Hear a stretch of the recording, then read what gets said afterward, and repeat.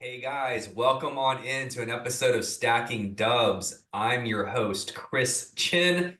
Special episode today because this is the first time we're on video. Yes, if you're watching, welcome on into the first episode. I appreciating you taking this journey with me from the jump. If you're listening, welcome on back. Hope you've enjoyed the past dozen or so episodes as we talk all things Warriors here on Stacking Dubs.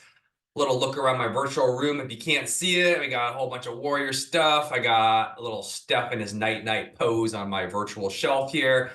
Got a clip art cactus, which I wasn't able to airbrush out, but I kind of like it. And my favorite is a picture of my dad and myself at Game 5 of the 2015 NBA Finals against the Cleveland Cavs, where we won our first championship one game later. Best day of my life outside of my wedding.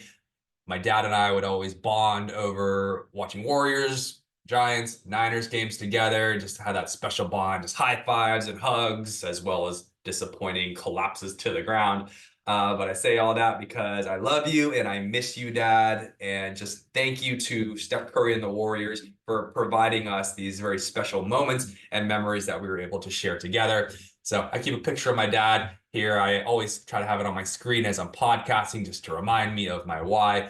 So he will be here on my shelf with me. I'm glad you guys could see our beautiful faces. Yes, that's right. You have to take a look at what I see in the mirror every single day. Not always beautiful, very rarely beautiful, but this is me. So hello. Anyways, welcome on in. Sorry, we have to start this on a loss to the Mavericks. Big time loss is a gigantic game coming in, but no Steph, no Dray in this one. And because of that, we knew it would be sort of a long and tough uphill battle. Warriors fought out the gate. They kept it close for most of the game, kept it within single digits for the first three quarters, but honestly, it was a lot more of Luka and the Mavs just sort of being off. Luka came into this game with, I believe it was 3 or 4 straight triple doubles with over 35 points in each of those. And well, he's averaging almost 35 points on the year as it is. Held him to only 21 points on 1 of 6 shooting from three, held the Mavs to 22% shooting from three. I say we held them, but in reality, they just missed a lot of open threes and they had, gosh, at least 6 or 7 just rattle in and out. So this one was close, ended up being a double-digit loss, probably should have been more like a 20-point loss. But I did like the fight that the Warriors came out with. They played with good energy, which they tend to do on the road and when their back's up against the wall. But two things were very apparent in this one: a lack of size and a lack of finishing.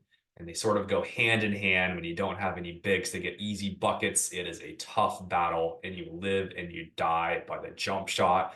That is the Warriors, especially the Warriors this year. If they're not shooting well and Steph isn't going crazy, it's been tough to come by easy buckets. It's why it's been such a welcome reprieve to have Kuminga getting to the hoop over the past couple months. It's why the Warriors really made a change in terms of success by getting to the hoop. But when you play against teams with these top shot blockers like Daniel Gafford, player of the game, and even Blake Lively for that matter, it is a very tough offensive game for the Warriors. Man, Gafford, let's just shout him out really quick. 7 blocks in this one, and easily could have been double digits had the Warriors just more or less abandoned going to the hoop, knowing that they weren't going to get anything. Gafford on the other side of the hoop, 5 for 5 from the field. I think they were all dunks. And well, he is 2 off the record of Wilt Chamberlain for 35 consecutive field goals made. He's made 33 straight. Not bad for a $12 million a year player. I mentioned that because, well, could the Warriors have signed him and been able to afford $12 million? I think in that Chris Paul deal, we could have found a way to get Gafford. Oh, well, the things that could have been. He is essentially a supercharged TJD. We see how successful TJD has been in his minutes with us, just providing rim protection and then providing a dunker spot option, a lob threat, someone who can finish at the hoop from in close. And I bring it back because the finishing, aside from TJD, aside from Steph, and aside from Kuminga, the Dubs as a team they must be the worst in the league at finishing at the hoop. Just nobody has either the size, the athleticism, or the craftiness, like a Steph Curry, to finish at the hoop. Let's look at our wings, right? Klay Thompson does not put rim pressure on the rim, does not finish well, does not finish with his left, not a crafty finisher. Pajemski, a little craftier of a finisher, but that touch really isn't there yet. He has this little baby hook, this floater, none of which are great finishes. You saw him miss that layup the other game against the Spurs to lose it wide open at the end against the Bulls, excuse me. But you look at Wiggins, not a good finisher. Yes, he used to be able to dunk a little better, but the verticality is missing a bit, and he does not finish with his left very well, nor his right. Even Draymond, not the best finisher, kind of jumps off the wrong foot, finishes with the wrong hand often. Not a lot of finishing outside of the three I mentioned, and that has been the Warriors' bugaboo all season. And when we play against these top shot blockers, that has just killed us. Look at what happened against the Lakers in the playoffs last year. Anthony Davis, elite shot blocker, pretty much took away anything 8 feet and in for the Warriors, turned into a jump shooting team. Tired legs, couldn't really get anything on offense going that entire series until we just spammed pick and roll with Curry and Dray to get Anthony Davis from out under the hoop. Too much usage on Steph, tired legs. You already know the story. Counter moves. What can we even do short of just an overhaul personnel to find someone who can finish? It's finding a mid-range. It's finding someone who can settle into a 7 to 10 foot pull-up. We saw Jonathan Kuminga. He's starting to do that. He finds ways to get to his spot. It reminds me of Kawhi Leonard in many ways, just kind of methodically gets to his spot, hits that 7 to 10 foot pull-up at a better than 50% clip. That's high percentage offense, and he can get it almost anytime he needs to. The problem is he'll sometimes settle for an off-balanced shot or something in that 11 to 14 foot range, not a high percentage shot. It changes very much once you're below versus above that free throw line. So we need a Pajemski. We need Klay, who's shown glimpses. Those type of guys need to find ways into the mid-range. Wiggins used to have a good mid-range, but it's really not there this year. We're not able to break these long droughts we have when the three-point shot's not falling. So we need to find counters. Well, the Warriors' identity, that very much this whole season, a lack of finishing, lack of size, part of their identity. The other identity in terms of paths to victory, it's been either outshoot a team, just get hot from three, outshoot a team, which is a luxury of having the Splash Brothers, or it's playing with more force. Last night, we knew going into the game, no Steph, no Dre. The only way really was we just get crazy hot from three, and with no shooters, that's really not as much an option. Or it's playing with more force. It means we're out hustling, we're out muscling, we're tougher, we're more aggressive, and we're playing with better energy. All those things are winning components to winning basketball. Easier said than done, I know. But my point is, when the jump shot's not falling, when you're not getting easy looks, you have to find ways to manufacture extra possessions. You need to find ways to attack and get to the rim, get to the free throw line and the rim. You need to be more aggressive and be the stronger, more physical team. We're old, we're small, but you know what? That's old man strength that I'm looking for, right? You see it a little bit in Klay at times. We need a little bit of physicality and push these younger, kind of more athletic, quick players in the league around and use a little bit of brute force. In this one, well, the hustle helped, but we just didn't have the horses to finish this game. The shooting was not there in any way. Especially we're looking at Klay Thompson. CP3 should be helping carry some of the scoring load aside from Kuminga. Those two, Klay and CP3 combined, 17 points, 7 of 25 from the field, 3 of 11 from three, both minus 13 and minus 14 team lows and plus minus. That's not going to get it done, guys. Klay, I need you to be better. I know you're not best in the lead scoring role, but we need to find ways to be more consistent than that. And that's also part of the Warriors' problems this entire season. We've really just kind of gone and really thrived, but also dived on Klay's emotions, his streakiness, and all the such. This team has been good on the road, because the intensity has been there for most of the year when we're facing adversity. When we're either on the road or trailing in games, you see the Warriors pick it up. That's reasons I've been optimistic during this past month and a half, 2 months, why this team can be really good when they play hard. However, the other side of that of our identity is that they are finding ways to lose games with big leads. They're losing games at home. They're only 500 at home. Most particularly, it's because the hustle and the force has really declined. We've gotten complacent, and it just gets sloppy. It gets unfocused. It gets passive when we're playing in advantaged situations like that. And quite frankly, this identity of playing hard when you're down and not playing hard when you're up, that's why we play so many close games. I think we still lead the league in clutch games played, and you see why that's just how this team plays. One thing that would help a bit is adding a big like Gafford. I know everybody, Warriors Twitter, Warriors everything is saying it. They need another big, someone that allows you to not only get easy buckets from the dunker spot, just make teams pay once you're able to collapse their defense. Look at what TJD's been able to do. But it's someone that can cover up mistakes on defense. At the hoop, say your point of attack defender, the defense just isn't as forceful. The defense is just kind of a little soft. The guys are getting put out of rotation, or you have mismatches. You need a guy like Gafford, like Anthony Davis, name your top 5 shot blocker. They clean up everything at the rim and really patch a lot of mistakes. More so when the team is just fatigued, it's tired. That's what you need to just be able to sustain these lulls in your play. Draymond Green has been a huge help. He's one of the best help defenders off ball in the league. He's always there to sweep up mistakes, but he doesn't have the same verticality that someone like Gafford does. We need someone like that to take some pressure and usage off of Dray, but also provide even better rim protection than that. So those are things that are obvious and glaring, things that have been haunting us all year long, and something that must be addressed in the offseason for this team to get back into contention. Things that I liked.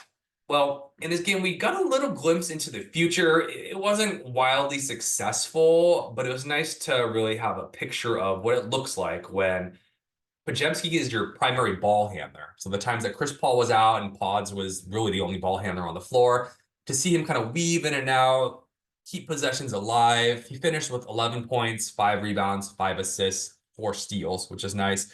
Finds ways to impact the game in winning ways. His scoring needs to get better, and for him to be a completely effective primary ball handler, that 3-point shot and also a mid-range, somehow just find ways to finish when they're sagging off.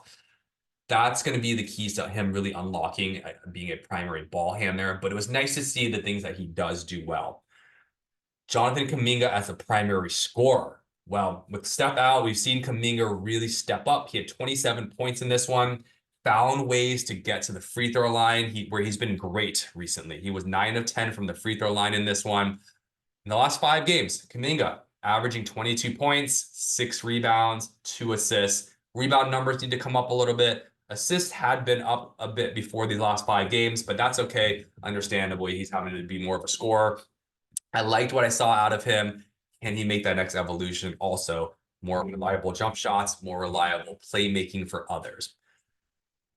So how do we restructure this team going forward, right? We like what the future core looks like. You kind of build around it, but how are we going to bridge the gap between the Steph Curry window and finding ways to be contenders now while we wait for our future core to really be more consistent and develop? Let's look at Andrew Wiggins. Okay, so I'm looking at Wiggins because he's probably the biggest trade piece or the most talked about trade piece for the Warriors. Wiggins was good in this one, as he has been lately, 17 points. Wiggins, is he what we are paying him to be, right? The $25 million per year, he's 3 more years on this one. Let me kind of go through his numbers because we know he's had a rough season this year, but he's been better as of late. Has he been what we're paying him for over the last month or two? So let's look at the last 7 games. I'm taking out the games where he was only playing like 10 or 15 minutes. So last 7 real full minute games, 15.8 points, 54% from the field. Great, very efficient. 48% from 3. He's been shooting the lights out recently, playing very well. You would think with those percentages, the points per game would be up, but I guess that's the difference is he's not really as high a volume player as he once was. Month of February. So there was 11 games in February he played.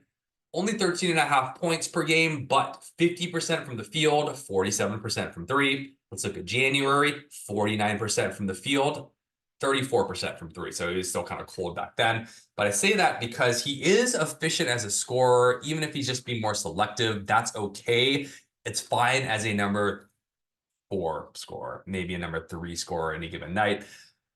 Let's look at how he was in our championship year, right? How much has the drop off been? It really hasn't been that much. Our 2021 to 22 regular season, 17 points per game, so 1 point more on 46% shooting, 39% from three. In the playoffs, you figure he'd be much better in that playoff run when we won the championship, and he was arguably our second best player.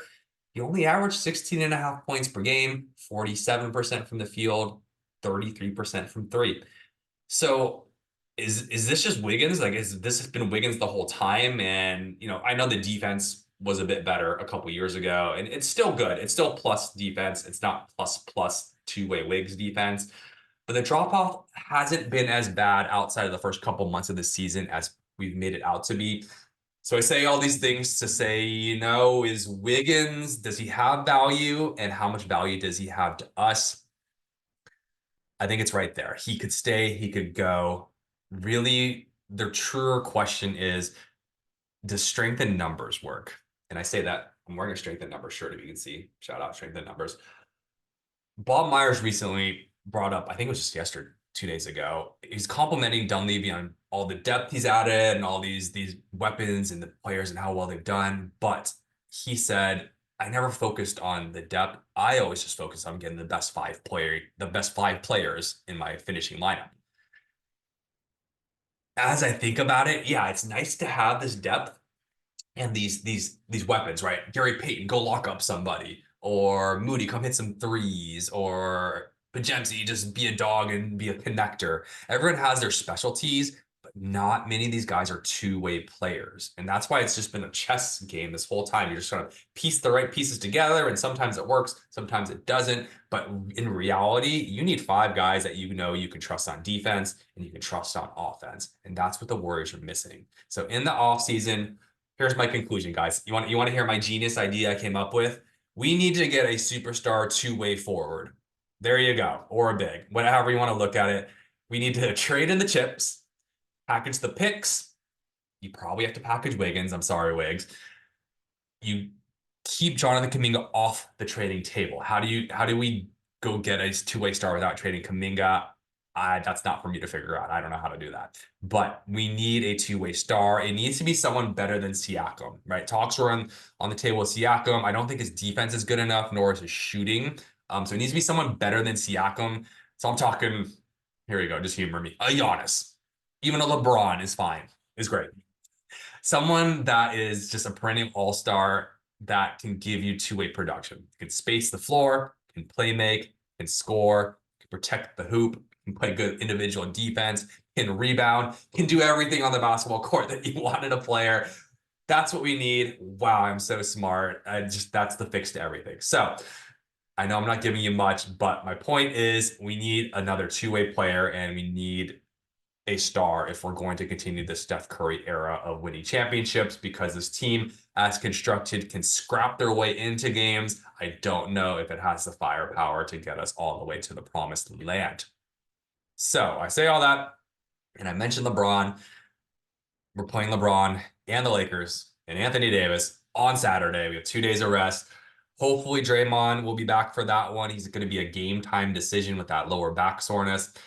Hopefully Steph Curry will be back for that one. It seems like he's trending towards playing. He is going to practice on Friday before they decide and reevaluate where he's at for Saturday. He's never played well in Los Angeles, but there's always a time and a place for everything. I'm always a believer that large sample sizes and stats will play out. So Steph Curry is due for a just 60-point, 14 3-point outburst against the Lakers as we sweep them up and take care of business. We really need this game, guys. We're okay right now. We're still in that 10th seed. But my target is we have to get to the 8 seed. That way we only need to win one play-in game rather than having to win back-to-back play-in games, potentially even both on the road. Need that 8 seed. We're 3.5 back of the Mavericks now for that one. That's why yesterday was such a big game. And we're 1 back of the Lakers. So we need to pass them both. 8 seed is the goal. All right, guys, I'll be back. But thank you guys for listening. Thank you for watching. It's been fun. And I'm your host, Chris Chinn. I'll be with you. Thanks for taking this journey on Stacking Dubs with me. Until I see you next time, peace, love, and Stacking Dubs.